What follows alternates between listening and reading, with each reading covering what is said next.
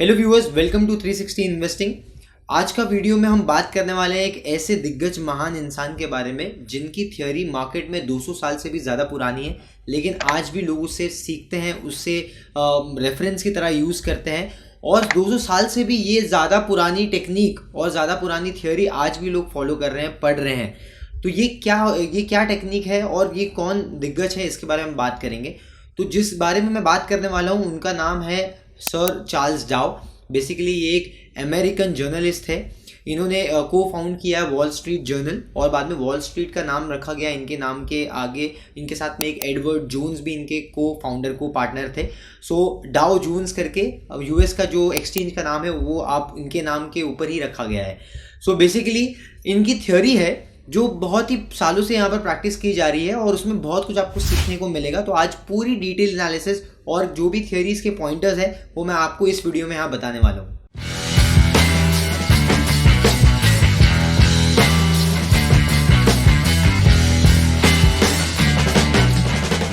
Guys, जैसे science में हम आइजैक न्यूटन के बारे में पढ़ते हैं, उनकी थियोरीज पढ़ते हैं, वैसे ही यहाँ पर मार्केट में हम चार्ल्स डाउ थियोरी पढ़ते हैं। तो चार्ल्स डाउ थियोरी में सबसे पहला पॉइंट है मार्केट डिस्काउंट्स एवरीथिंग। मतलब मार्केट को सब कुछ पता है। इसका आपको मैं और इलैबोरेट करूँ तो इसको आप इस तरीके से देख सकते हो, because markets have smarter people.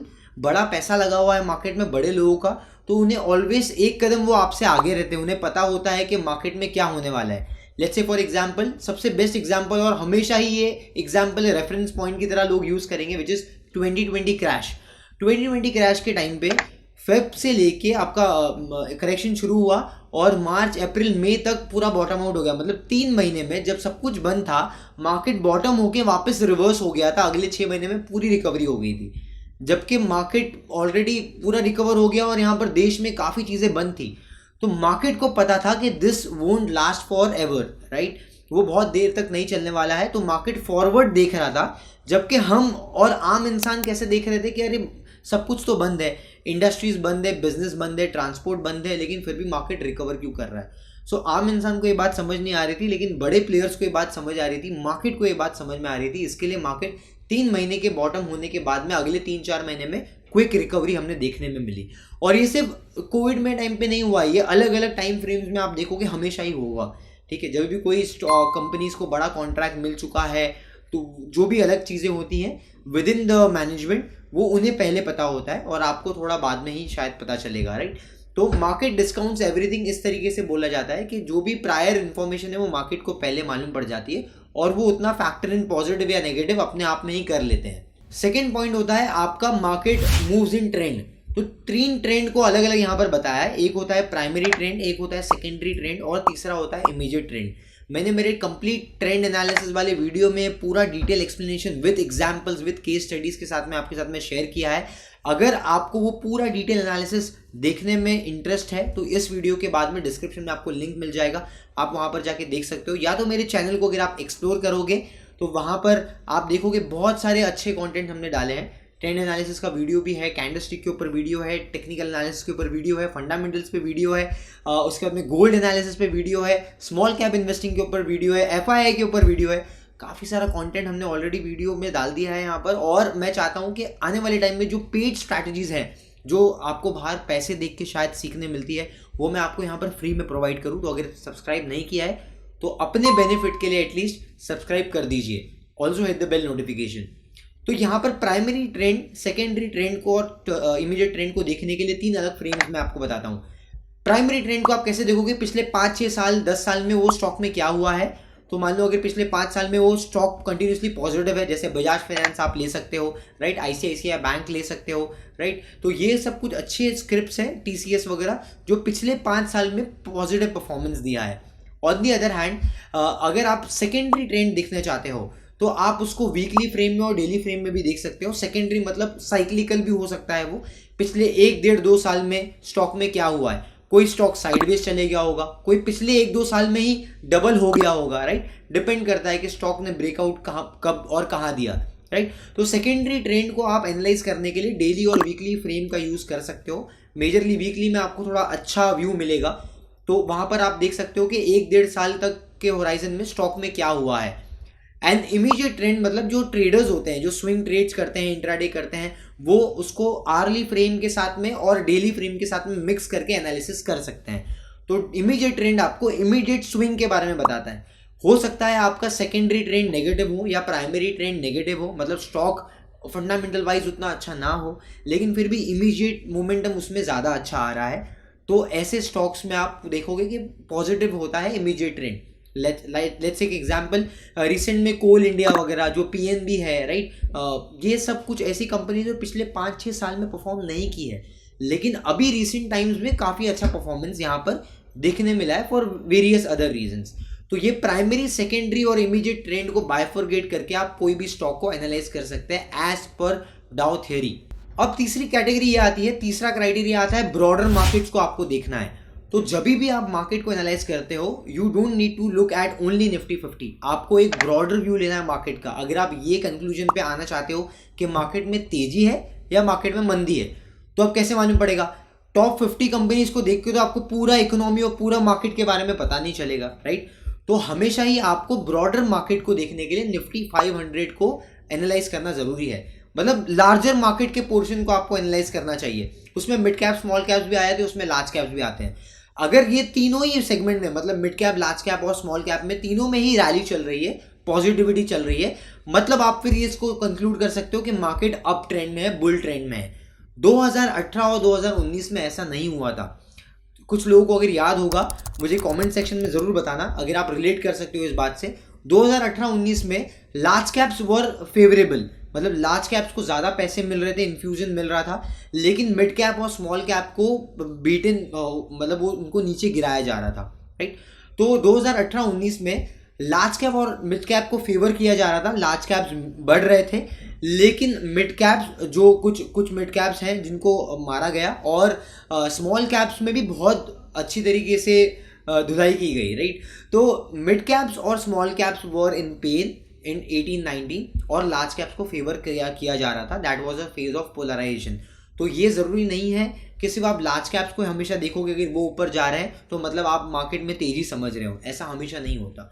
हाँ, रिसेंट टाइम में जो रन हुआ है वो आपको सिग्निफाई करता है, वो इंडिकेट करता है कि large cap, mid cap, small cap तीनों में ही अच्छी तेज़ी आई है, apart from the few stocks which is always going to be the case. वो हमेशा हर मार्केट में कुछ स्टॉक्स चलेंगे, कुछ नहीं चलेंगे, that is always going to happen, right. Dow theory को कंफर्म करने के लिए एक और चीज़ को देखने की ज़रूरत है, वॉल्यूम्स। वॉल्यूम्स हमेशा मोमेंटम के साथ चलते हैं, राइट। तो मार्केट में अगर मान लो पॉजिटिव मोमेंटम है, पॉजिटिव ट्रेंड चल रहा है किसी स्टॉक में, तो वहां पर आप देखोगे कि आपको पॉजिटिव वॉल्यूम्स मिलना चाहिए, राइट। तो अगर वॉल्यूम्स के साथ में पॉजिटिव मोमेंटम चल रहा है, मान लो ब्रेकआउट पे पॉजिटिव मोमेंटम आया और स्टॉक ऑलरेडी पॉजिटिव ट्रेंड में है, मतलब वो कंटिन्यू कर रहा है अपना ट्रेंड, उस दौरान आप देखोगे कि वहां पर पॉजिटिव वॉल्यूम आया, and hence it gives you a good example, a classic example of a breakout, और वो ट्रेंड आपका कंटिन्यू कर रहा है। ऑन दी अदर हैंड, अगर आपको शॉर्ट पोजीशंस बनाना है तो शॉर्ट पोजीशंस में आप ऐसे स्टॉक्स देखोगे जो ब्रेकडाउन है, जो नेगेटिवली जा रहे हैं नीचे, और उसके साथ साथ नेगेटिव वॉल्यूम्स भी आ रहा है, उस जब वो नीचे जा रहा है तो स्टॉक में वॉल्यूम भी नेगेटिव आ रहा है। That gives you a signal कि स्टॉक में सेलिंग हो रही है। तो हमेशा ही आपका ट्रेंड के साथ में, आपके मोमेंटम के साथ में आपके वॉल्यूम्स चलना चाहिए। So it gives you further confirmation कि प्राइस का जो है वो स्ट्रेंथ ज़्यादा अच्छा है। अब एक और चीज़ होती है, जैसे हम हमेशा ही बोलते हैं मार्केट हमेशा एक लीनियर पैच में ऊपर नहीं जाता है, लीनियर फेज में ऊपर नहीं जाता है। बाय नेचर स्टॉक मार्केट हो या कोई भी इन्वेस्टमेंट टूल हो, वो हमेशा नीचे ऊपर करते करते जाते हैं, अपार्ट फ्रॉम एफडी, राइट।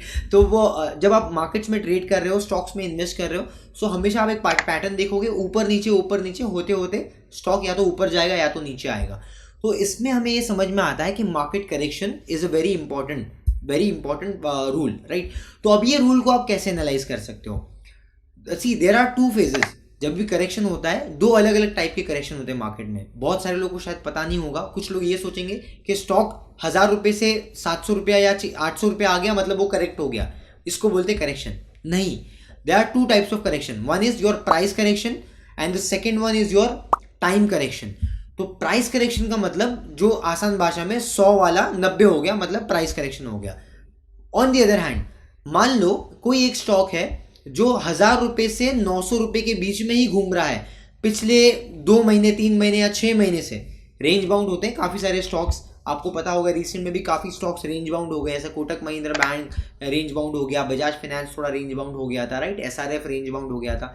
तो अगर आप ऐसे कुछ स्टॉक्स देखते हो जो रेंज बाउंड में चले जाते हैं 6 महीने 1 साल के लिए, तो वहाँ पर आप देख रहे हो कि वो टाइम करेक्शन दे रहा है। जैसे कुछ स्टॉक्स ऐसे होते हैं जो अप ट्रेंड में गए, ऊपर गए, फिर उसके बाद में हफ्ता 10 दिन वो साइडवेज रहे, उनमें कोई मोमेंटम नहीं आया, तो वो भी टाइम करेक्शन के थ्रू जा रहे हैं। तो टाइम करेक्शन और प्राइस करेक्शन ये दोनों अलग अलग टाइप के करेक्शन होते हैं, दोनों भी इंपॉर्टेंट है। आपको ये देखना पड़ेगा कि एक करेक्शन के बाद में जब वो वापस से रिवर्सल दे रहा है, that's a good time for a trader to enter probably. So last one is your closing price. So Dow theory के हिसाब से बोला जाता है कि मार्केट में आपको 4 इंफॉर्मेशन मिलते हैं प्राइस के बारे में, which is your opening of the stock, high, low and close. तो ओपन, हाई, लो, क्लोज के साथ में आपको सब, अगर आप कंपेयर करोगे इन चारों को, इन चारों में सबसे इंपॉर्टेंट प्राइस है that is your closing price. Because एक बहुत ही अच्छा लाइन मुझे याद आती है जो मैंने कहीं पढ़ी थी, markets are open by amateurs and they are close by professionals. तो क्लोजिंग जो होता है स्टॉक का या इंडेक्स का, that is very important because उसके ऊपर काफ़ी चीज़ें निर्भर करती है आपके एनालिसिस में। तो क्लोजिंग प्राइस के हिसाब से आपको अपना एनालिसिस करना होता है। अगर आपका क्लोजिंग किसी भी रेजिस्टेंस जोन के ऊपर जाता है तो हम ये एक्सपेक्ट करते हैं कि मार्केट में ये मोमेंटम पॉजिटिव कंटिन्यू हो सकता है, या मान लो किसी भी सपोर्ट से नीचे अगर स्टॉक जाके क्लोज हो गया, so that is a negative sign, right. So आप हमेशा ही ये कंसिडर कर सकते हो closing price is very important. ये की इंपॉर्टेंट फैक्टर्स थे डाउ जोन्स की जो थ्योरी होती है, डाउ थ्योरी के, तो मैंने आपको पूरे एक एक पॉइंटर्स एक्सप्लेन कर दिया डिटेल में। आप खुद भी जाके ये वेरीफाई कर सकते हो, क्रॉस चेक कर सकते हो, और आप खुद के लिए नोट्स बनाओ अगर आप सीरियस हो मार्केट्स में आगे एक्सेल करने के लिए। See, because market is a game of long term, right. 6-8 साल 10 साल हमें यहाँ पर बने रहना है और इसमें से पैसे कमाने हैं, यह 1-2 महीने का गेम नहीं है। तो आपको होराइजन भी हमारा, आपका खुद का भी लंबा रखना है थोड़ा सा, इसके लिए आपको सीखना पड़ेगा। जो भी मार्केट में आप काम कर रहे हो या अपनी ज़िंदगी में भी जो आप काम कर रहे हो, जो प्रोफेशन में आप हो, आपने उसको टाइम दिया है, एजुकेशन एकेडमिक पर्सपेक्टिव से भी टाइम दिया है, बाद में आपकी ट्रेनिंग हुई होगी वहाँ पर भी आपने टाइम दिया होगा, एंड एक्सपेरिमेंट करते करते आपके खुद के एक्सपीरियंस से आपने सीखा होगा, बाकियों के एक्सपीरियंस से आपने सीखा होगा। तो वैसे ही मार्केट में जब आप आए हो और मार्केट में आपको पैसा बनाना है तो खुद के एक्सपीरियंसेस गेन करने इंपॉर्टेंट है। At the same point time आपको आर्टिकल्स, ऐसे थियोरीज को पढ़ना भी इंपॉर्टेंट है। तो टाइम टू टाइम मैं ऐसे ही वैल्यूएबल वीडियोस आपके लिए लेके आता रहूँगा।